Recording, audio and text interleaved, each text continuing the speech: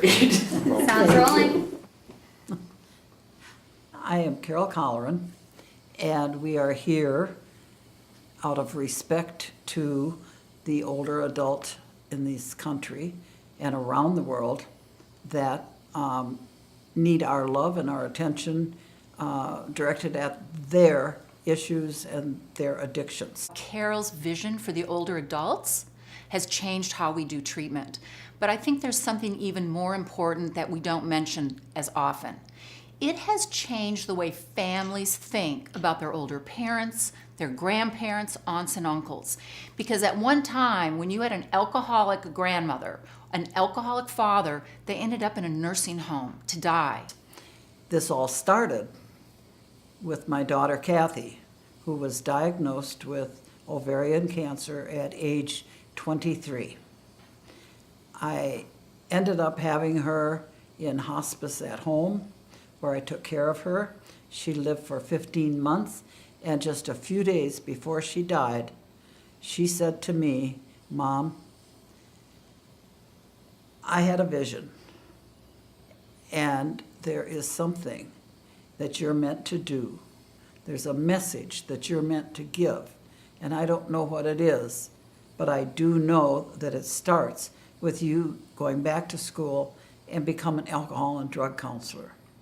August 4th, I celebrated 34 years of alcohol and drug free. Alcoholism did tremendous damage. It took a couple of businesses, it took money, it took the marriage, it took all those things. Mom and I had a difficult relationship when I was young. Recovery gave my mom a faith that she had a future. That then no matter what happened, she had the strength to walk through it by giving it to God. And he'd put things in front of her, whether it was good or bad, and she'd be able to walk through it. Kathy died, and we got through that. And then my youngest son, Dan, came to me one day and said, "About that promise you made to Kathy." And he said to me, and now understand, he was 21 years old at the time. He said to me, "I have decided to make you my project for the next year. So you find out what you can get in terms of money to go to school, and whether they are loans or grants or whatever it is. And I will give you the difference so that you can make it through." To me, it wasn't a big deal. I was blessed and fortunate enough to be able to help support her. You know, she made a decision to get into the counselor training program.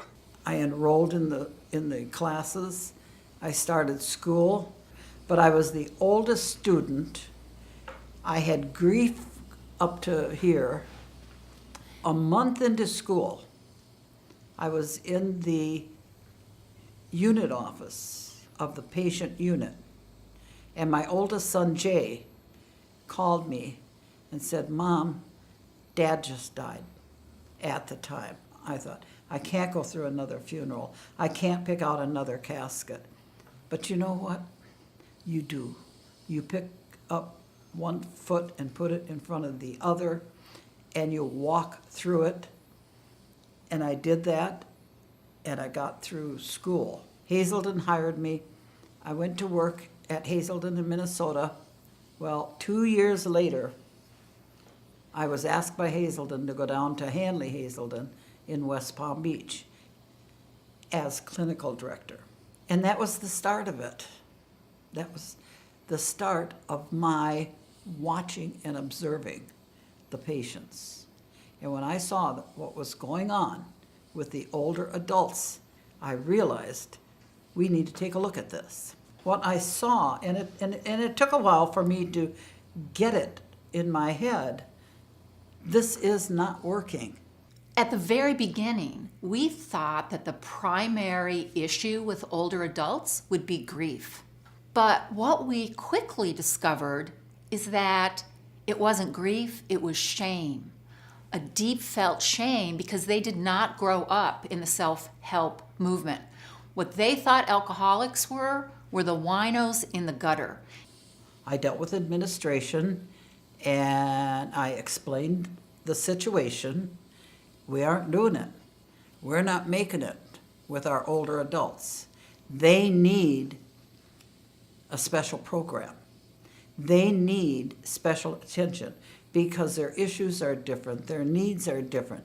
The way you approach them has to be different than how we're doing with the younger people. In the 60s and even up into the early 70s, people in the field, professional people in the field, said if they are not an alcoholic by the time they're 45, they're never going to be an alcoholic. Therefore, nobody put effort or money or anything towards research on older adults. I think that not only the general public, but professionals as well, kind of discounted older adults as, why bother them in their, let them enjoy their last few years, let them enjoy their time. And in 1998, the United Nations had a special several-day promotion, if you will, or dedication to older adults. They brought in special people from various countries around the world, and they asked me if I would serve on the United Nations Aging Assembly. And I said, well, yeah, I think I could do that. That investment that I made and the small part that had is given me the greatest return on any investment I made in my entire life. God works. And Kathy's vision was forming big time. And after that, I was invited to speak all over the world. And the program became the biggest and best program that Hanley ever had. And I am so grateful to Hanley at Origin that they continue to carry that legacy on. I want to share with you in the end here that I have, of course, been retired for a while, had a wonderful, successful years in the field, and now I'm in a new journey. And that journey is the same one that Kathy had. Not the same disease, but the same outcome. When I was first told that I had a terminal illness, I came home and I pouted about it, fussed and fumed, because I had retired and I thought, I have all these retirement plans. And then I thought about Kathy. And I thought if she could go through at age 23 and do it so gracefully and so graciously, then what am I complaining about? I'm 80 years old. I've had a great life, a certain amount of success, and a ton of people that have given me their love. And for that, I am forever grateful. Put your sobriety first if you're in recovery. And remember that it comes ahead of everything. I have spent years developing, facilitating, speaking, designing, all of those things with this program. It's been my heart for years. And I have seen so many patients come through and go on and do amazing things at that stage of their life. And families come together in a way they never had.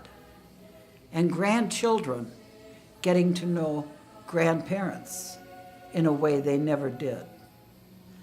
And for all of that, I'm really proud. And for all of that, I thank my family for supporting me through this. I thank Kathy for her vision. I have no doubt whatsoever that all of this is part of Kathy's vision. No doubt at all.